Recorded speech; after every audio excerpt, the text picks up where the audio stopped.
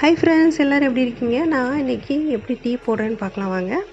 நான் இன்றைக்கி ஒரு 5 டம்ளர் டீ போட போகிறேன். அதுக்கு 2 டம்ளர் தண்ணி ஊற்றி கொதிச்சிட்ருக்கு. இப்போ தண்ணி கொதிச்சோன்னே இந்த ஸ்பூனில் 5 ஸ்பூன் டீ தூள் போட்டுக்கிறேன். இது நல்லா ஒரு 5 நிமிஷம் கொதிக்கட்டும். பால் ஏற்கனவே காய்ச்சி வச்சுருக்கேன். இப்போ இந்த டம்ளரில் நம்ம 3 டம்ளர் பால் ஊற்றிக்கலாம்.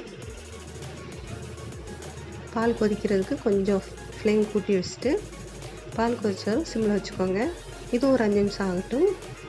நாளைக்கு இஞ்சி எதுவுமே போடல.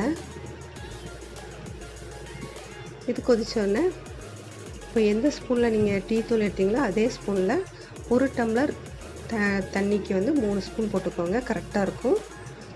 சர்க்கரை போட்டதும் இப்போ இது நல்லா இது கொதிச்சோடனே நம்ம எடுத்து ஃபில்ட்ரு பண்ணிவிட்டு ஃப்ளாஸ்கில் ஊற்றியாச்சு. நம்ம வீட்டில் இன்றைக்கி என்ன ஸ்பெஷல்னால் மீன் குழம்பு தான். காலி ஆயிடுச்சு.